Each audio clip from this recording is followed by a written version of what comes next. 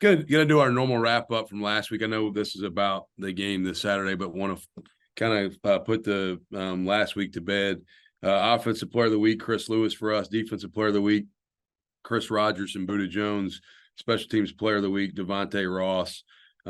Defensive job taker of the week, Anthony Butler. Offensive job taker of the week, Jackson Thomas. Special teams job taker of the week was Alex, don't call me Johnny Cash. All right. Nathan Harris, John Johnson Service Award, Scott Taylor Renfro. Corey McCullough Spirit Award was Malachi Pagese. And the workout word of the week was Jaden Palm. So wanted to make sure we do that our normal flow for you guys that cover us week in, week out. Didn't want to skip last week's players of the week. Excited about the opportunity to host the conference championship against a really quality football team in App State. They're playing, I think, their best football of the year the last 4 or 5 weeks. They've really caught fire. They're playing really good defensively. It looks like a different team the last month or so from the first part of the year with how they're playing on defense. They're fast. They're creating a lot of negative plays in the line of scrimmage, TFLs, and they're leading our conference in takeaways right now. So they're getting people to turn the ball over and creating negative plays at the line of scrimmage. Offensively, they're very versatile, have a lot of weapons. They they're good at running back. Their O-line's as good as anybody we've played all year. The quarterback's dynamic. The receivers, that group is deep. The tight end group is really good. Their entire offense is capable. And then they're really sound in the kicking game. They do a good job schematically in the kicking game, and they play really clean there. So got our work cut out for us. Excited about being here at home. One other thing I would like to announce, it is V Week with ESPN. Adam brought that to my attention last night. And I do want to bring some attention to Josh Boutwell, who's on this call. We were 51% to the goal of what we were trying to raise through Trojans Together, the collective that is here at Troy. Man, we need to get that, like, as part of championship week, let's get that to 100%. Like Troy Trojans, I'm gonna go back and do it again. Like, I challenge everybody, whatever you gave the first time, do it one more time as we go through V Week to help with Josh during his fight. So that's important to us here. So with that, we'll open up to questions. And Coach, we'll start off with Craig Stevenson. Hey, Coach. The Hail Mary against them last year, obviously it's a different year and a different team and all that, but just could you kind of take me back to the emotions of that moment and the way you used that to bounce back in similar fashion to losing early in the year this year? Yeah, it sucked. I was hurt for our kids deeply. I'll never forget it. It'll be, I think as a coach, you remember some of the losses really as much as you do some of the wins sometimes. And for our kids, they had poured so much into the changes we had brought about. We had asked them to do some things that were uncomfortable for them. And we were 1-1 going into that game. And for 59 minutes and 58 seconds, we played a really good game. And then we didn't play one play at the end very well. And I just tried to remind them, how far we had come and how far we had grown as a team. And that while we did not get the tangible result of a victory, that there was growth and there was change that had occurred. And, it's never okay to lose. Like, I don't ever feel good about losing, but I saw growth in a loss in that moment. And really what I talked to our team about in that moment was that loss or that play would not define us. How we responded to it would. And I think you've seen our response. I think since that game, I don't know the exact numbers, but we're like 20-2 or something like that. We're 21-2 is what Adam's telling me. So since that loss, our guys, that shows you that they've had the right response. And it shows you the character in our locker room. And so it is kind of a full circle moment to go back, and get to play these guys. They're really good, man. I think they're a better team by a lot than they were last year in so many areas. But yeah, it is neat to see how we've come full circle a little bit in the last 2 years. When you saw that you were playing them, is it one of those where, man, I hope we get another shot at those guys sometime? And now you got it, I guess. Yeah, I don't know. I mean, you worry about what you can control. And I'm not trying to give you coach speak, but like I don't go, oh, I want revenge or I want another shot at these guys. Like I just want our guys to play good football, and whoever's in front of us, we're going to play them. And it just happens to be a team that we have a little bit of history with that, is a good football team. So there's been zero desire for me to figure out how do we pencil in who could we play from the other side based upon rematch or revenge or any of that. Okay, thank you. Thank you. All right, we'll go to John with the Associated Press. Yeah, hey, Coach. Good morning. You seem to have kind of mastered the formula. I know y'all play some tough opponents in early season, but of getting better as the season goes along. And especially it seems like this year defensively. Has your team improved that much since first 2-3 games? And what's kind of been the key to that? Yeah, I think there's been improvement. I felt like the last couple of weeks we were at times in certain areas stagnant. I've challenged our staff and our players to make sure you continue to grow. The biggest thing that as a coach that you get scared of is like complacency is a killer.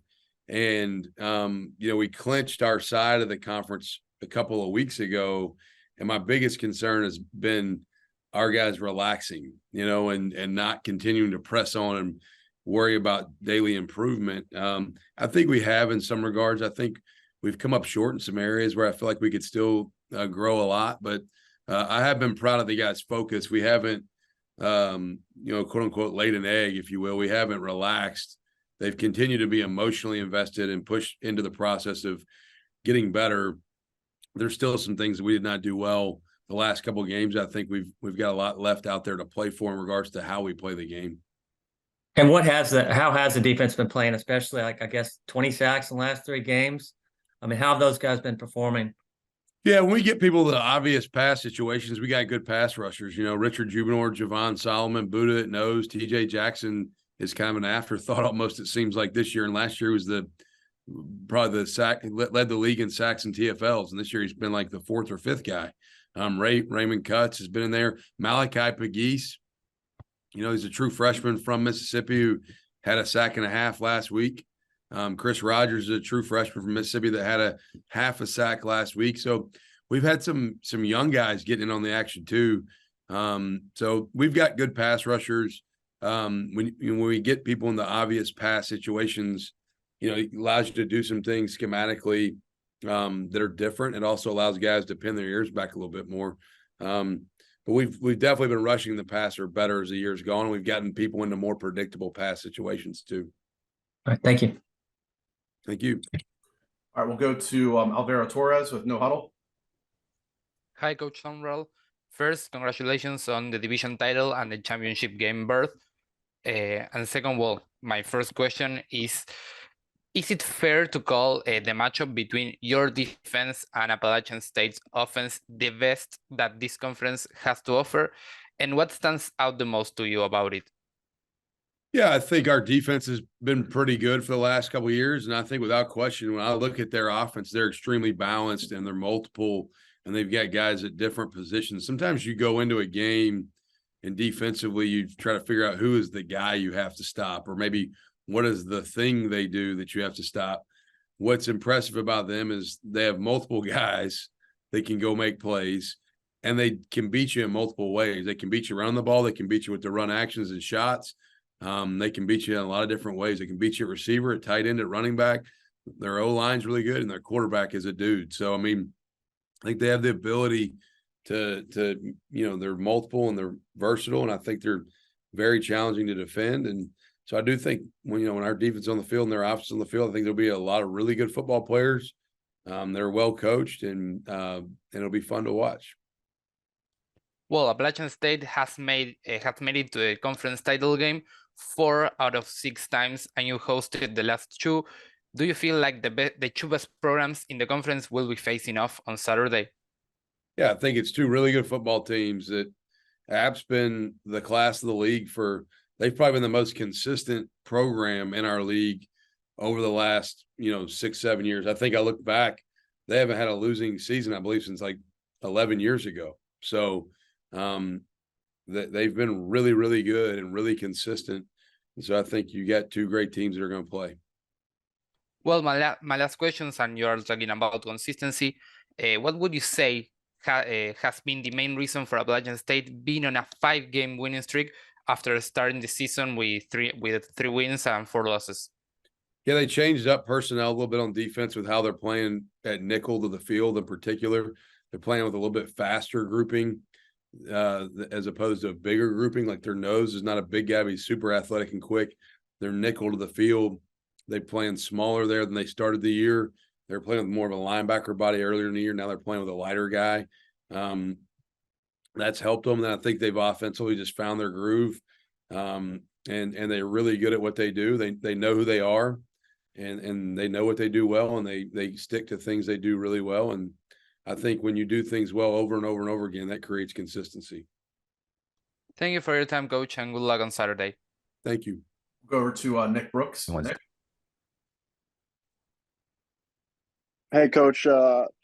Congrats on officially hosting the Sun Belt Conference Championship. Just talk about excitement for this team, after the game on Saturday, knowing that they will be back in the vet on Saturday, especially with this big group of seniors. And also, I know you kind of touched a little bit on it at App State, but I know some of these players are going to want to get back at App State for obviously last season. So maybe some of their emotions as well.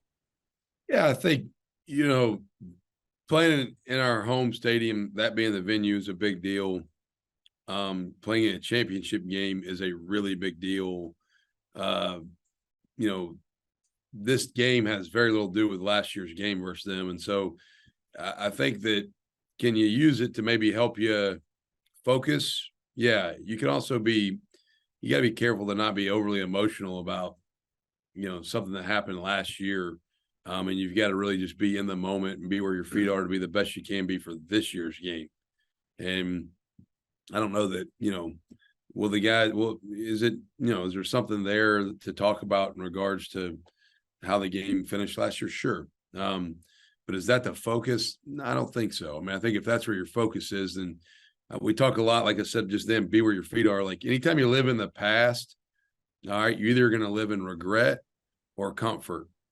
Because you're either going to feel real comfortable about what you did, or you're going to regret what happened. Anytime you live in the future, a lot of times you live in anxiety or worry or concern about stuff.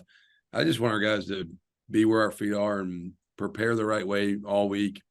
Focus on the things that set you up for success this week and this game, and then go play well on Saturday. I'll go over to John Johnson. Hey, John, we look back at last year's App State game, but the same sort of thing happened with the JMU loss. How much do you think last year's game helped with going forward this year after y'all did drop the JMU game? Yeah, there's a lot of parallels there, John. I think that's a good point. I've brought it up with our staff and our team some. We started 1-2 in the 2022 season and lost a heartbreaker. We started 1-2 this year and lost a heartbreaker in game 3. Both of them were game 3 were both conference games. Our first conference game, you start 0-1 in conference and 1-2 overall. Not ideal. I think it showed the group's resiliency, their character. I think when you've been there before and you've done it, it gives you confidence. I sometimes like to say the best indicator for future success sometimes is past success. And so when you've been somewhere and you've seen that you can do it, it makes you more confident you can do it again. And I believe that last year's experience, the guys were a part of starting the year the way we started, and the response gave this team maybe a little bit more confidence in what that response could look like. And one more question. We get to talk to a couple of players here in a few minutes. AJ Pierce is one of them. He's a guy that's been around a long time. Can you talk about what he brings as far as the leadership quality and some of the other guys that will be playing, their last game Saturday at the vet? Yeah, AJ's a great kid. When I got here, and AJ would tell you this, I told AJ on senior day, I said, man, you've grown as much as any person in our program. Adam Prendergrass over here shaking his head real strongly in agreement. AJ has got all the talent in the world. He's very intelligent. He's a sharp, well-spoken kid. I think when we got here, he wasn't maximizing his ability with how he pushed himself daily. I think he was maybe living a little bit in comfort and convenience instead of pushing himself to be his best and making the standard of how he did things extremely high day in, day out. He is a guy that, man, has come a long way.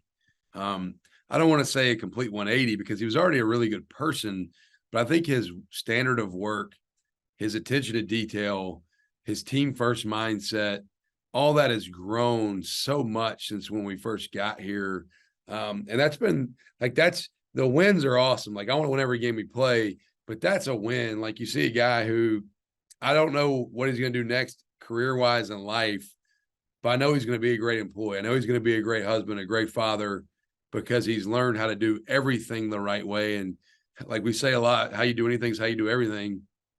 Better people make better players. Well, it's no coincidence that AJ's become a better player as he's become a better person in regards to how he does everything in life. And so very proud of him. Very, very proud of him. We talk in our program a lot about, there's milkshakes, which are encouragement. There's medicine, which is correction. And there's water, which is what you need every day. He's taken the medicine well. He's learned to take the medicine, and he's taken the correction and really embraced the feedback that he was given to how to grow. So proud of him. All right, we'll go over to Josh. Hey, Coach. First off, I want to say how much I appreciate you. A few minutes ago, you said that there was a lot of things that you still didn't feel guys did well last few weeks. What are those things you guys are kind of working on heading into the championship game? Yeah, we turned the ball over at receiver last week one time that I was not pleased with. I thought we didn't catch the ball very well a couple weeks ago. I thought on defense, we didn't leverage the ball very well at times out on the perimeter. I thought our tackling left something to be desired after last week's game. I think our effort's been good, but I just think there's some technique and fundamental things that we still have room to grow and improve upon. And you're never done growing. As soon as you think you're fully arrived or fully developed, you're going to be exposed. And so just continuing to find ways to improve on little things that you can improve upon. This late in the year, you can still get better. It's not like you're just done.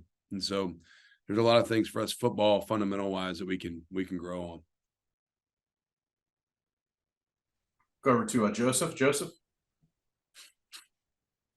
Hey, Coach. If you already answered a question like this, apologize.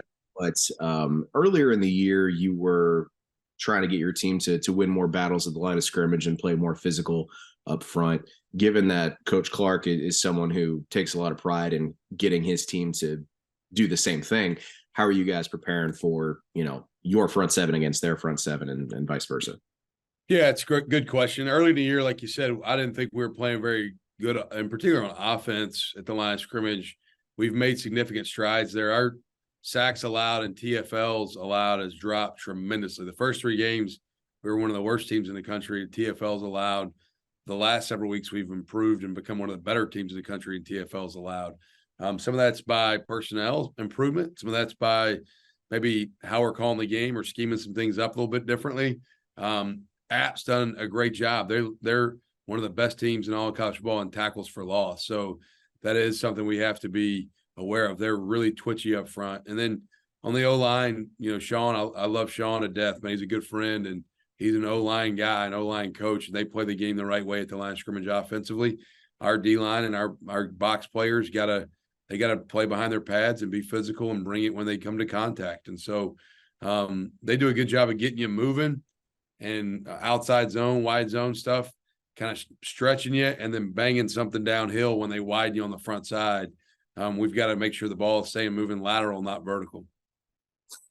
In that sense, I guess with Gunner's development, we've talked a lot about seeing him grow this season. In this last stretch of the season in particular, where you guys have rattled off X amount of wins, what's something that you still would like to see him do a little bit better in these last 2 games you guys got?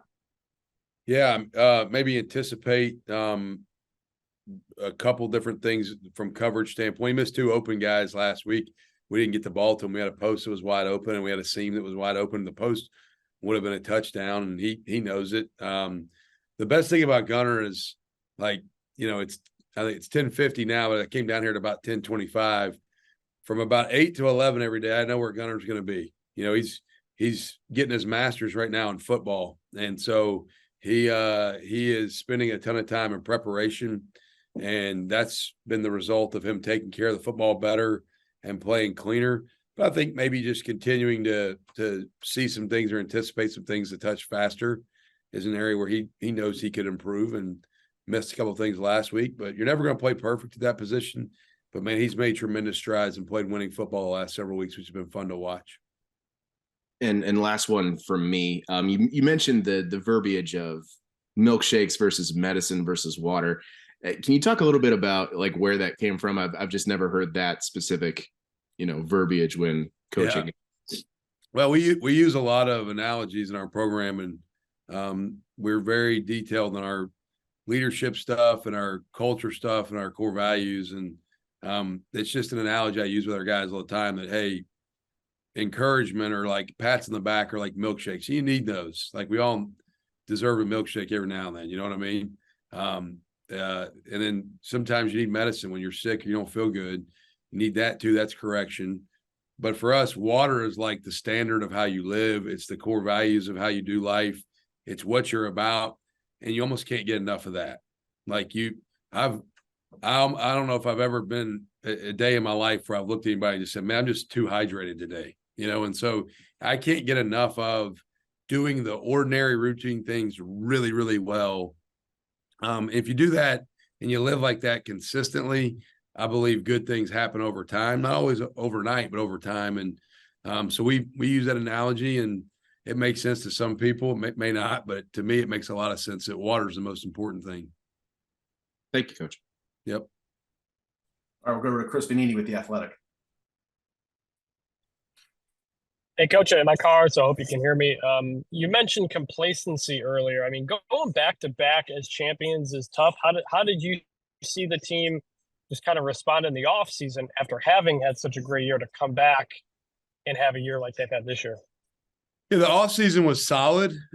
We had more unknowns. Last year's team, I had a lot of knowns. Like I didn't know how good we could be, but I had a lot of knowns in regards to people and what they were about. This year we had a lot of new faces that were added to the fold. I think we have 60-something new guys on this year's team. I think that's what college football is now. And you get every team so different. And I was talking to our staff yesterday about, hey, when we restart in January, we're going to restart like everything's brand new again. Like we've never even met the guys on the team before. So I think each year you have to just completely start over and take things like the guys have never heard them, because you are going to have 50 new guys, it feels like, every year. This team is very different than last year's team. This year's team is probably more talented. Last year's team was more calloused and more seasoned. My biggest concern on this year's team coming into the year was, were we tough enough? Were we gritty enough? Do we have enough character? Was our intestinal fortitude there to find a way through adversity? And then where I all of a sudden, there's moments where you're like, all right, we've got a chance. We lost to JMU, and then we came back at home and played a really good Western Kentucky team on an early morning Saturday kick a week later, and we won that game. And then we played Georgia State the next week on the road, who was undefeated at the time. We went and won that game. And I started to see our guys' response to maybe something that didn't go good again. And so every team's different. You try to create the same standards and same just rituals and routines, but it's getting guys that are new to buy into, this is how we have success here. This is what success looks like. It's hard work. It's toughness. It's discipline. It's your attitude. It's things that sometimes aren't always fun. And our guys have bought into that. And to see them come together, last year's team was already really together. We just had to teach them how to win. This year's team was very loose and separated, I felt like, and it's come closer and closer and closer as the year's gone. Thanks, Coach. Thank you. Sam? Coach, you came in with 3 straight 5-win seasons, now back-to-back bursts to the Sun Belt Football Championship game. You talked a lot about the buy-in to being uncomfortable with your team. How have some of the leaders really stepped up for you to A, have that buy-in in your first year, and then B, kind of bring those new guys into the fold this season? Yeah. Last year was like I said earlier, in some ways last year was easier. Everybody talks about year one's hard. Year one was maybe in some ways easier to me. Year two was harder because we had a ton of new guys. I mean, it's like half the team's new. The thing that's made this year go the way it's gone is, man, our best players are our best leaders. Kamani Vidal, unbelievable player, 1,000 times better person and hard worker.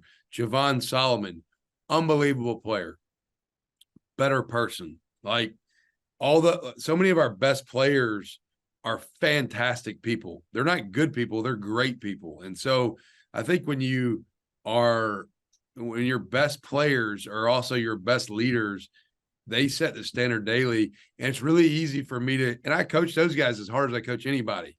Our staff does. And so when you see the guys that are going to be NFL players do every little thing the right way, it's real easy to look at the young guy and go, hey, you want to be great? Watch what he does.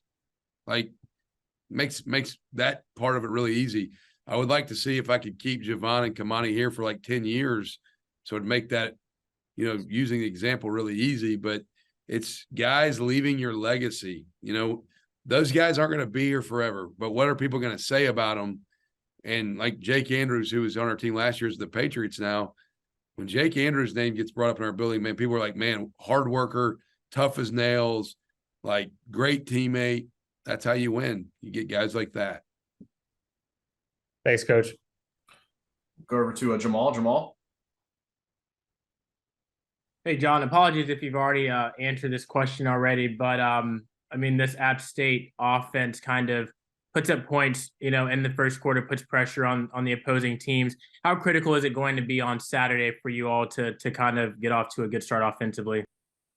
Yeah, it's good to get off. It's important really in all three phases for us to play well early, to make sure the game is really, you don't want to let it get out of hand early, because they do start fast. They're good with tempo. They're good with speed. They're good with creating some unique things you haven't seen from them before each week. We got to play well on defense as well as offense to start the game. I think starting fast is a huge proponent of giving yourself a chance to win. We've won a lot of different ways around here, and so I don't really ever get overly worried about the flow of the game. I do like starting fast, but I've seen us win games a bunch of different ways, so I don't feel like we have to necessarily win it by getting on the scoreboard first. Now, I'd like to. That makes winning easier. But I believe our guys will always find a way. We've got that mentality a little bit. All right, thanks, Jamal. John, I saw your hand go back up. Do you have a follow-up? All right, if there's nothing else then, Coach, thanks for your time. Do appreciate it. Thank you for joining us today. Thank you all. Appreciate you. Yeah, I'm proud of our football team, the way they have competed all season. And we have a very resilient, tight-knit group that never quits. And even when we lost 4 one-possession games by 4.8 points this season, our coaches, our players, they never stopped fighting, never stopped believing in each other. We just kept digging. And we have a lot more room to improve, as you guys well know that. But we're thrilled to represent Appalachian State in the Sun Belt Championship game. And Troy is a great football team, and I have a tremendous amount of respect for Jon Sumrall, the way he runs his program, the kind of man he is. John's a good friend of mine in the conference, and we would talk throughout the season. And then I called him Sunday morning to see how he was doing, and his son answered the phone and said, "I hope you lose." So it's going to be a lot of fun going against a good friend, so we're looking forward to it. I appreciate that, Coach. We'll start off with Chris Vanini with The Athletic.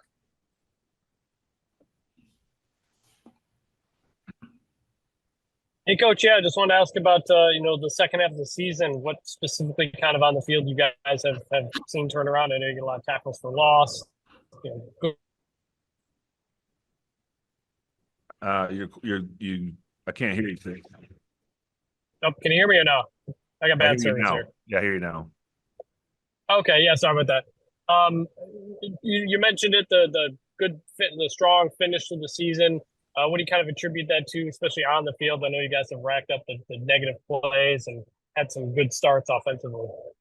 Well, I thought we had a really good football team, even early in the season when we lost some close games, that we were still young in some areas. And We started making plays, started learning how to win those close games, and we did make some changes throughout the year on defense. We've changed our defensive package, and we went all in on it. It was like playing Texas Hold'em against Southern Miss. It was going to be really, really good or really, really bad, and we had to find a way to get our best players from the field at all times. And we started playing faster and more confident. And I think you could see that through the latter part of the season that our kids are having fun playing football again.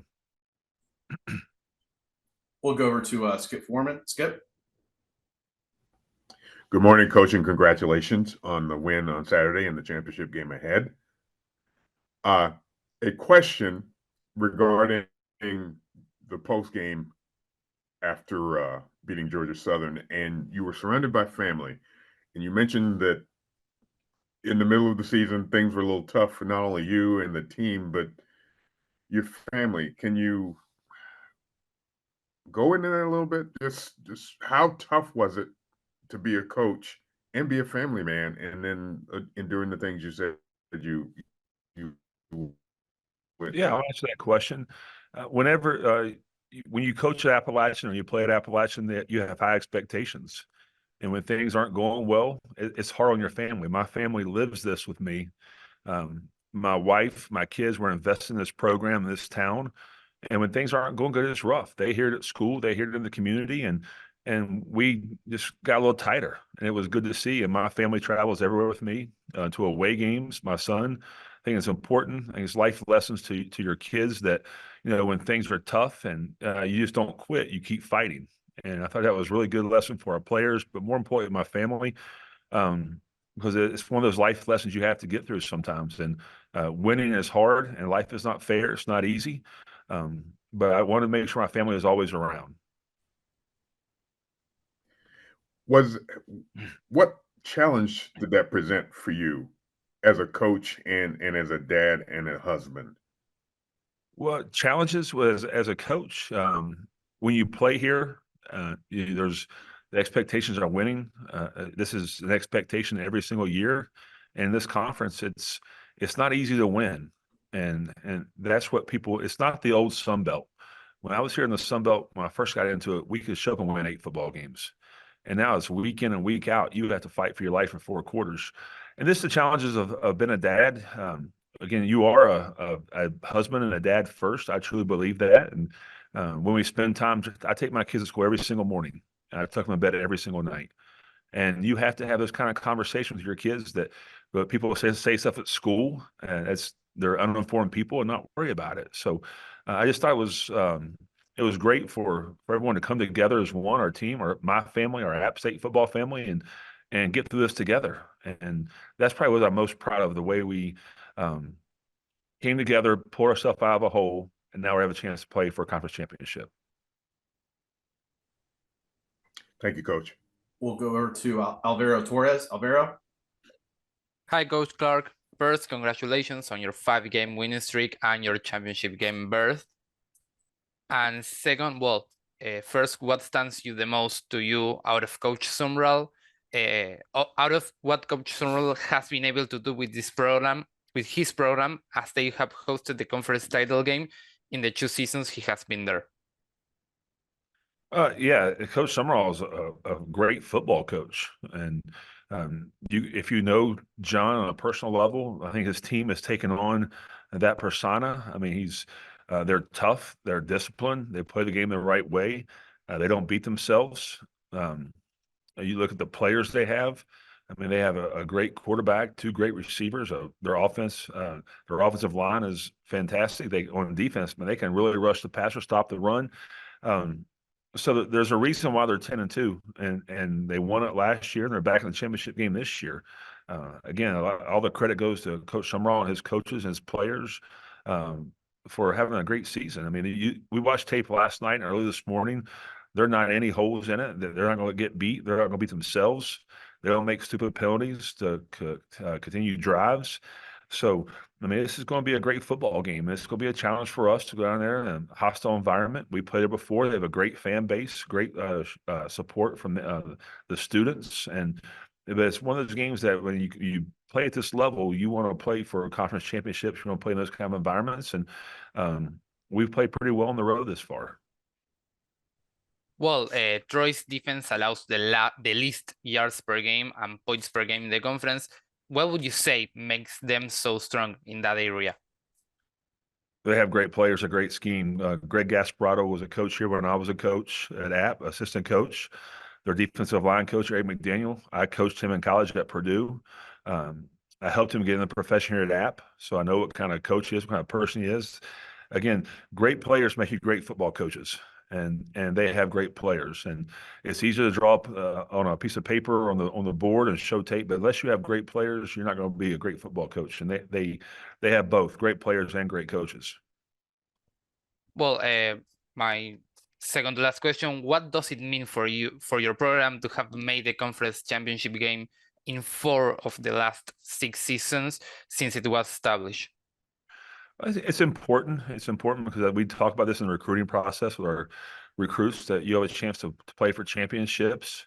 It shows that we have the right things in place to have sustained success. Our athletic director gives us everything we need to be successful. I think it goes to show you what kind of players we recruit. We recruit the right kind of kids that fit our culture and fit App State, and we'll continue to do that. Well, my last question is that would you prefer a neutral site game, championship game like the MAC, SEC, or ACC, or you like that one team hosted because the traditions that are already established continue? I really haven't put much thought into that. I wish we were playing in Boone, but that's up to the Commissioner Gill. Like I said, we're very fortunate. We're excited to be in the championship game versus Troy this weekend. Thank you, Coach, for your time, and good luck on Saturday against Troy. Thank you. I'll go over to Chris. Chris, please go ahead. Coach, kind of a follow-up to the line of questioning from Skip. Your players also hear all that outside noise, but you've praised their ability to block out the noise all season long. What does that look like, and how do they do that in this age of social media and being so accessible to so many people? It's a challenge. That's the first thing you do when our kids do when they wake up in the morning time, they look at their phone. And the last thing they do, they look at their phone before they go to bed. And that's just the day and age we live in. But we did have a discussion after the Old Dominion game. I told them that get off social media because they're going to beat myself up. They're going to beat you up as players. But we had to go back to really what mattered, and that was us. And in that locker room, we knew we had a really good football team. Anytime you take North Carolina double overtime on the road, you're in Wyoming, you're up 5 to kick a field goal to make it an 8-point game, and it's blocked to run it back for a touchdown. And we lost we had the ball in the fourth quarter against Coastal to win it. We fumbled, and then Old Dominion, we had a chance to tie it in the fourth. So we knew we had a great football team, and it just took some time. Again, we're coming with our backup quarterback came in the first game after Ryan was hurt. We had some inexperienced tackles that have played. The secondary was inexperienced in some ways, and we had to take some hard lessons throughout the course of the season. And I think our players handled it well. I mean, they believed in one another. They knew what they had to do to win. They believed in their coaches. And I think if you have both of those, players believe in each other, your coaches believe in the players, that you have a chance to win football games. And we've won some big football games this year, and we've lost some tough ones. But they're going against great football teams, and it's hard to win. You mentioned Joey and starting the season as the backup, if only for a half. But now he's on the cusp. He's within striking distance of the conference touchdown pass record. What does he do Monday through Friday that's allowed him to be so successful? Joey's not very good. So, no, I'm just kidding. It's just the way he's kind of Joey is. He has the same temperament at all times. He doesn't matter if he throws a touchdown or throws a pick. He doesn't get too high, doesn't get too low. He's learned how to go through his progressions. He has a strong and talented arm. He can throw it from hash to numbers, opposite side of the field. But he learned that a kick is a good thing sometimes, to kick the ball away, to live in another series and not force balls. And this past week, he checked the ball down when I wasn't there, and those check downs become first downs. And but he's got more confident and more comfortable in being a leadership role. Our players have rallied behind him. he's really dispersing the ball around every game. 7, 8 different receivers are catching the ball. His offensive line times are blocking well for him, but just the game is slowing down for him some right now. Appreciate it, Coach. We'll go over to Joseph. Joseph.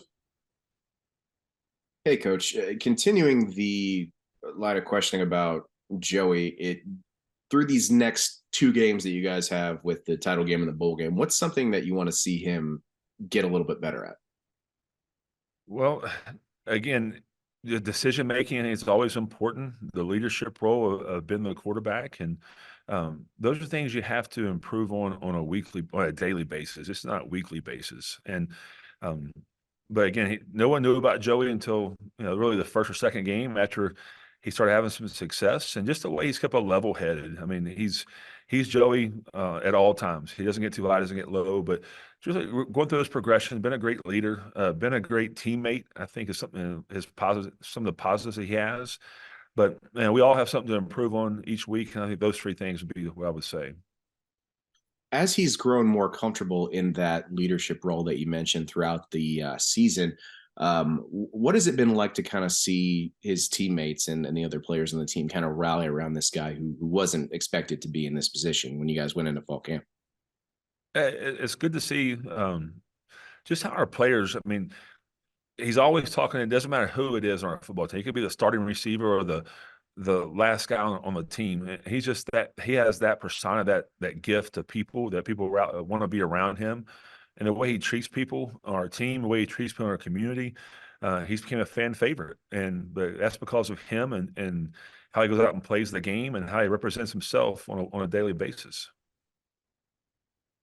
Defensively, Coach, how do you prepare for a guy like Kamani Vidal? It's hard. Yeah, we're still in the early phases of game planning right now, but they have several weapons on their team. And then, as a former line coach, that's the first thing you look at. And again, they are really good up front, great tight ends, great running backs, receivers, quarterbacks playing very well. So we'll have a better answer for you as the week goes on, but we'll have to play our very best game to have a chance to win on Saturday. And last one from me, since we've adopted the early signing period, what are the next, couple of weeks going to look like for you as preparing for this game, the bowl game, and then dealing with the recruiting schedule going to be like for you guys in the next month or so? No, it's going to be hectic. The one thing that, we want to be in a championship game every single year, but this week, a lot of teams are, it's a dead period. You're off the road. You're doing exit interviews. You're getting your plans ready to go recruiting. So this week is gone. And then, depending on when we play the bowl game, we might only get 3 days to go out and recruit next week, Monday, Tuesday, and Wednesday. Then we get into bowl prep. So, and then the portal's wide open. So, luckily we have a great recruiting department here with Thomas Gary does a great job, but it's going to be full speed ahead. And that's the life we live right now. I wish I had a better answer for you. Depending on when we play the 16th or 23rd could change things, but we have 2 different game plans right now, actually 3 game plans for what bowl game we could be going to, and we'll have a better answer for that on Sunday. But the one word is going to be busy. Thanks, Coach. And we'll go over to Sam. Sam? Coach, you talked a lot about, the 4-1 possession losses early in the season, but how big was it to get the 1 possession win over JMU in overtime a couple weeks ago for the confidence of the team and really to just continue the win streak you guys have going into the champ game? Well, Coach McNay has a great program up there in Harrisonburg, and we were very fortunate. That was a great college football game versus 2 great schools, and big time atmosphere. College game day was there on set. That makes us 2 years in a row we've had college game day in our conference. We've been fortunate enough to be on both games and win both games. But whenever you can go into an opponent's and go to a visiting team and win on the road versus a ranked opponent, it's big for your confidence. And we walked out that game knowing that we had a good team going into it, but that just gave us the verification that, listen, we can go play versus the very best in our conference and win on the road. And that's only going to do is build confidence for the future. Thanks, Coach. All right. Thank you, Sam. And thank you, Coach. Do appreciate your time today. Thank you for joining us. Thank you.